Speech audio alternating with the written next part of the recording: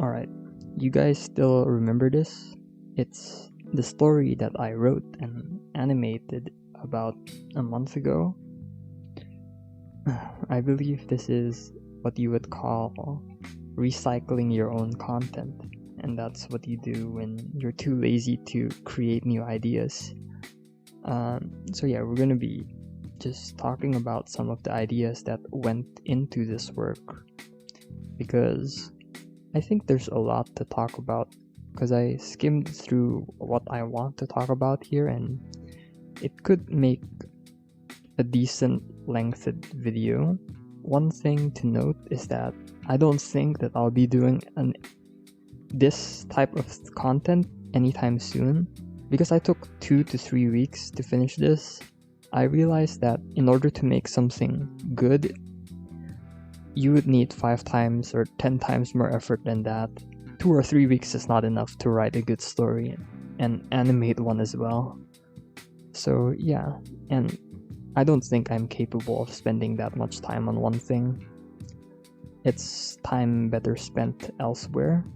So I wanted the type of narrative to become like it's a report of what happened.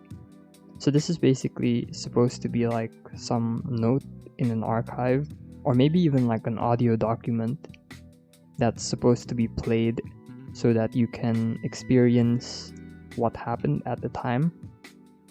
And I made sure that it has lots of detail within it, especially numbers, like very specific ones as well, like 1 hour and 27 minutes, $41 million, 321,000. Like, most of these are just random, but some of them do actually have meaning behind them, and we'll go through it one by one.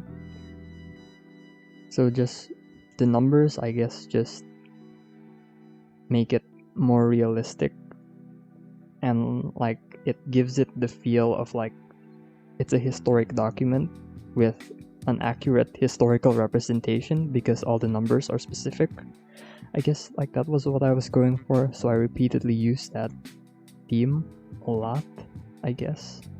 And if you have listened to this story before on video, and if you have read the book,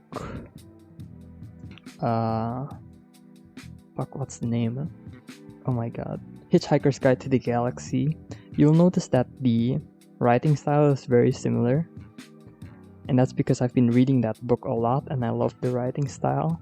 And I tried to at least like incorporate like 20 or 30% of the techniques from that writing style into this story of mine.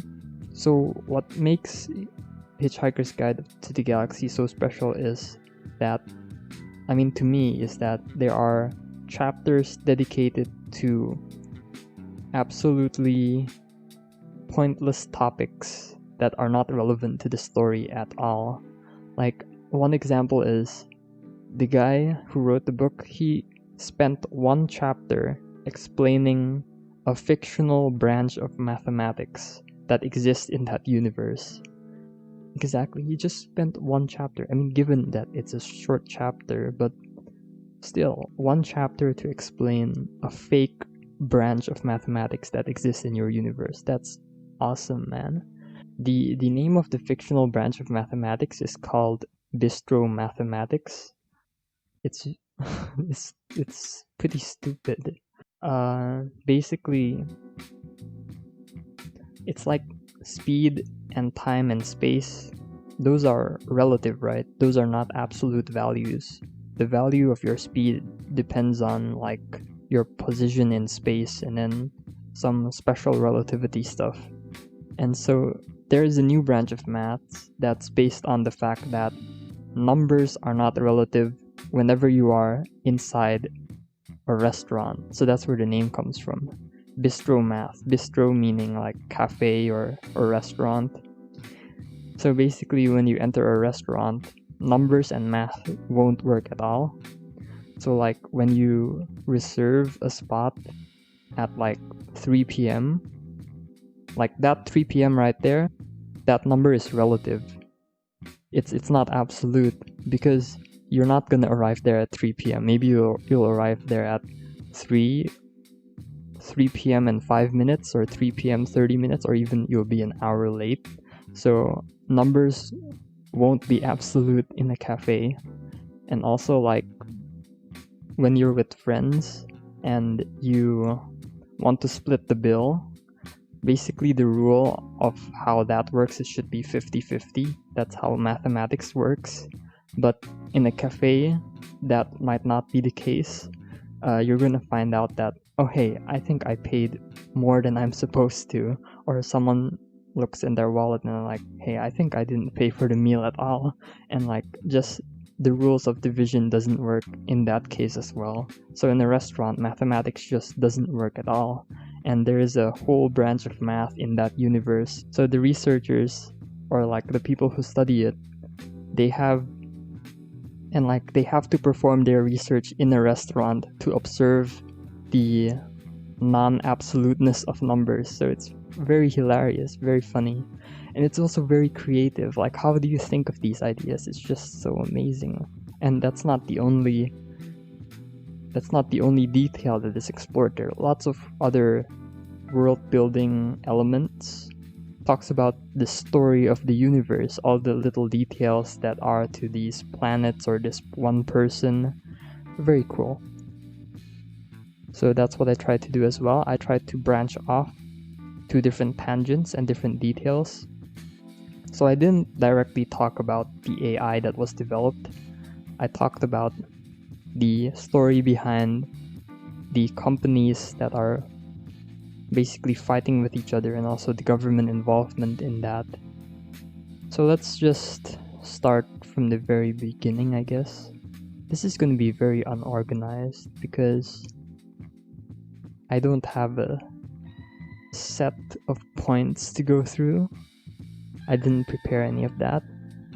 But yeah, so 7th of November, that is my birthday, if you want to know. The year 2112.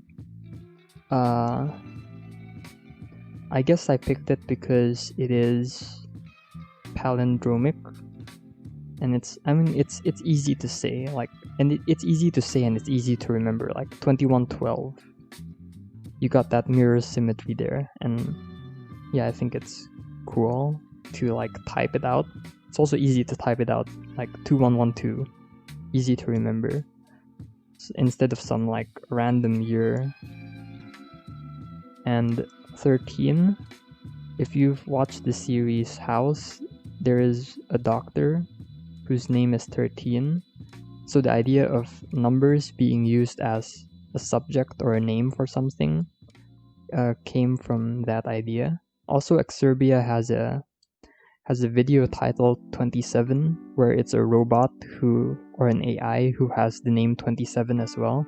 So the idea came from that too. Also, we reach to this point here where I mention English subtype 1. So this implies that English has branched off into different types.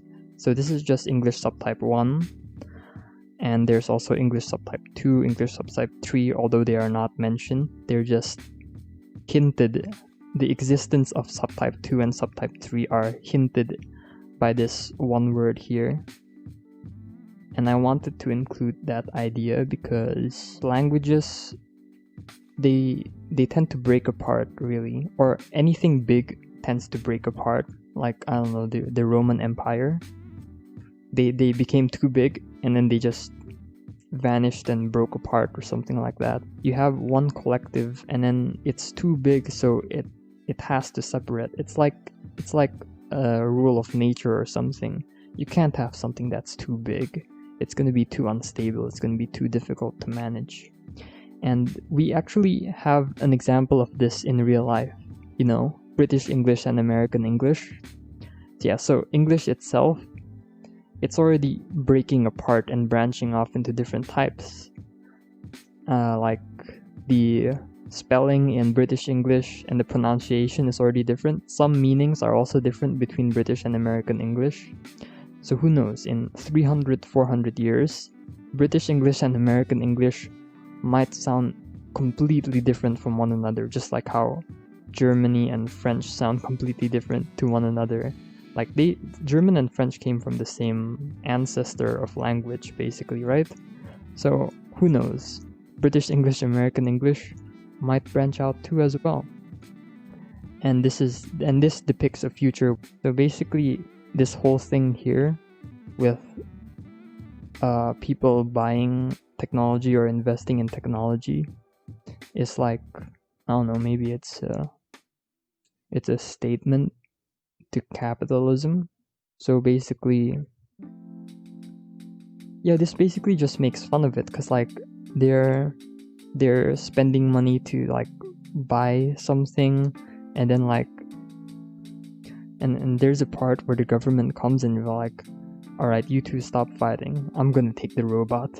And it's just, I don't know, it's meant to be at least slightly funny. And the point that I want to make is like, capitalizing research is not a really good idea, because if you have companies investing in research, I mean, yeah, it's good that companies invest in research because research is expensive, it needs the funding. But at the same time, you know, let's say the vaccine gets funded by this pharmaceutical company, then they have the rights to that vaccine. They can say, oh, because we own the vaccine, I mean, like, I have the rights to withhold it to myself. I'm not gonna share you how to make the vaccine, you're all gonna have to buy it from me. And that's just a dick move, basically. And yeah, there's basically a lot of secrecy involved if you try to capitalize research, because yeah, research funded by companies, or like that is developed by a company, is mostly going to be kept as a trade secret, because you don't want to give away this technology to competitors. So like, nobody knows how to make a TV, I think, because nobody is sharing the formula to make a TV. Because like, if Samsung like alright, this is how we make our TVs, then some other company can go like, alright, we're gonna modify this slightly and make it better, and we're gonna kick Samsung out of business by making these better televisions. Yeah, so everybody is out on their own, having their own design, and nobody is really sharing anything. And that works the same way for drugs as well. Like, pharmaceutical companies, they don't even share the structure of their drug. Like, what type of drug is it? Well, I can't tell you that, it's a trade secret. What is your methodology? How are you testing this? How exactly are you experimenting with this drug? Oh, I can't tell you that, it's a trade secret. And nobody shares anything, basically.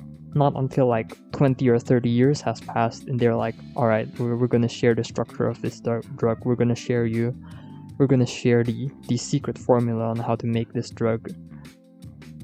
But like, yeah, it's useless by that point.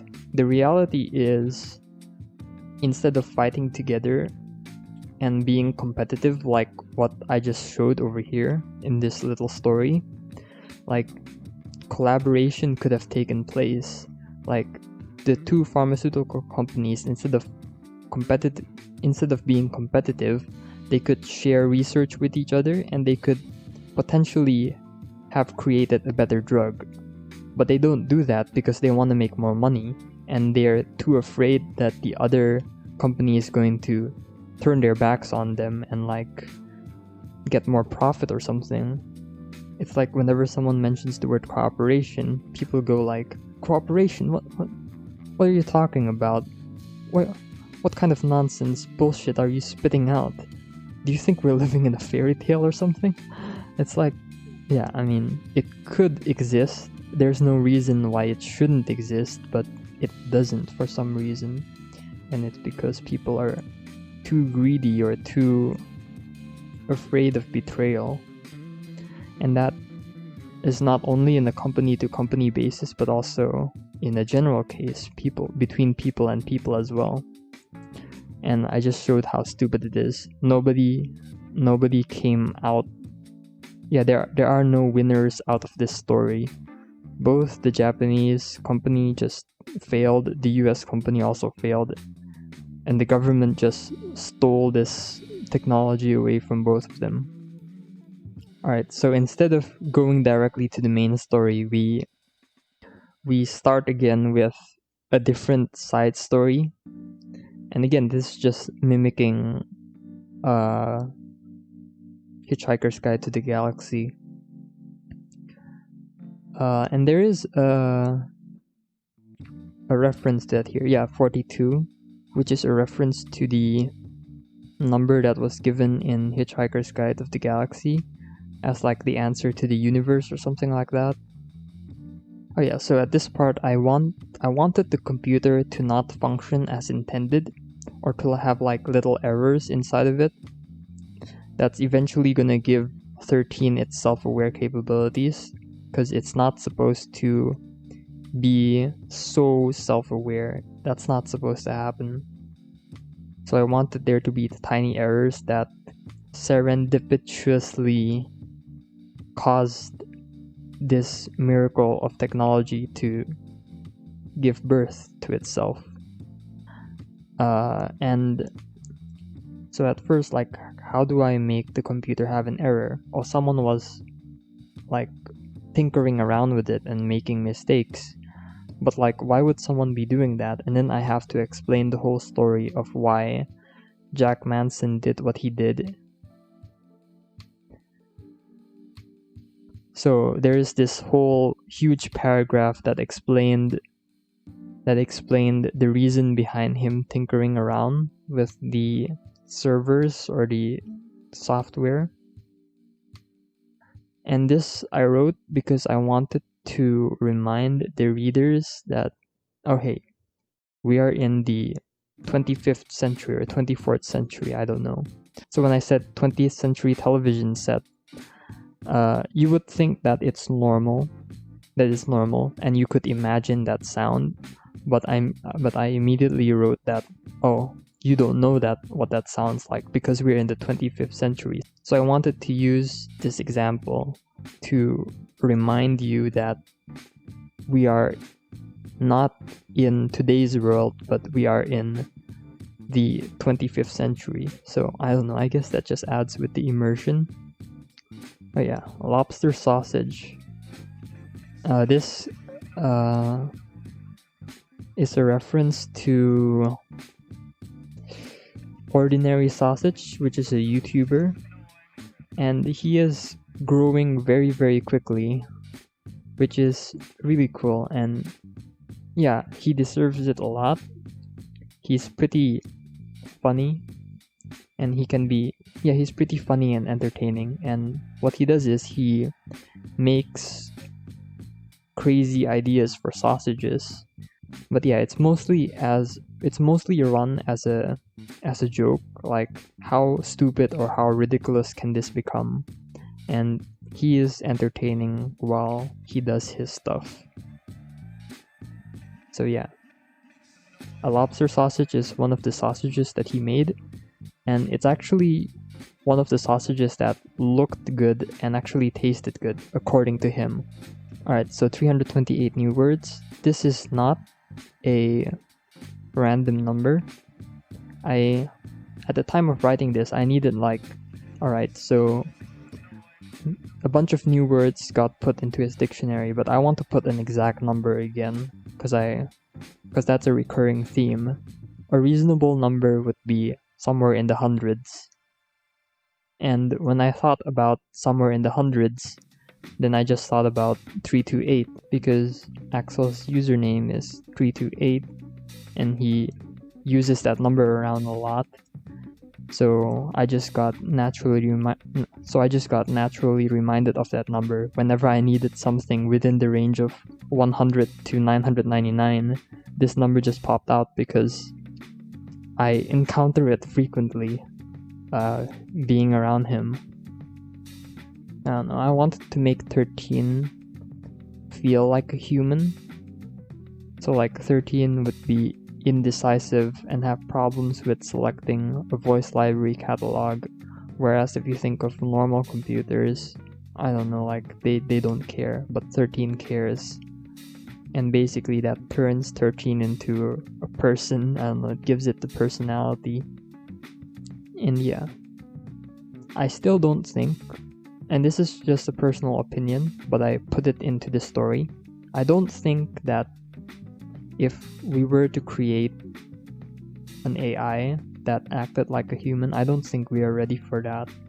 Like, I honestly think if someone were to accidentally make a robot and like it will emulate human emotion, I don't think they would publicize it either, because I think they would understand the consequences of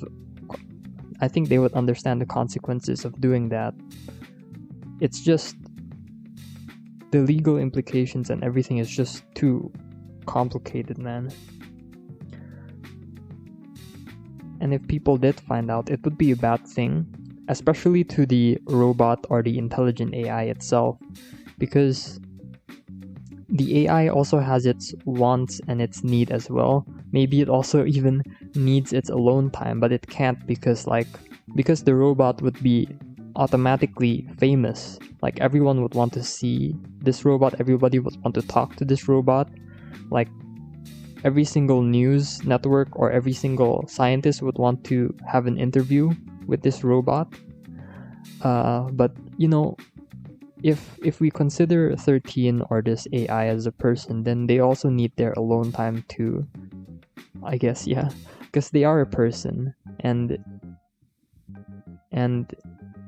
I don't think that we can treat a robot properly yet, or I don't think we understand how to treat an AI properly yet. If an intelligent AI were to exist, we don't know how to treat it properly yet. And it might end up, I don't know, killing itself because it will just think that humans are super annoying and useless. And yeah, things can go wrong. A lot of things can go wrong. And also this line here, is consciousness just a line of code that can be biologically modeled, or consciousness a biological phenomenon that can be modeled with a line of code? And this is just an interesting question to ask, because what is the answer? Who knows, really? Even right now we're still studying that. There is a branch of biology called, I don't know, is it computer biology or computational biology, that basically wants to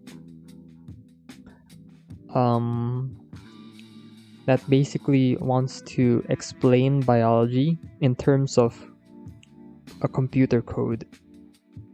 And there's some interesting research in that area. I think they can make computers, or they can make simple programs with cells. So they have cells or bacteria, and they make it perform calculations, which is really awesome. 13 was a mistake, an accident. It should not have arrived here in the first place. And everybody decided to keep it as a secret. They shut the computer down, and they promised that they will open it up again in, I don't know, a few centuries time, whenever they feel like they're ready. It could have been better if it were longer, because I wanted to add more dialogue. I only have like one dialogue in here, or two actually. One from Jack Manson and one from the robot, or 13. Just to give you more of the characters and their personality, but like, it's already a 20-minute video, and I don't want to like make an animation that's an hour long, so I had to cut it short, and I had to think of a way to wrap it up quickly. So this is what I thought of, just turning the computer off and then waiting until the next millennium or something. Thanks for watching the video. See you next time. Goodbye.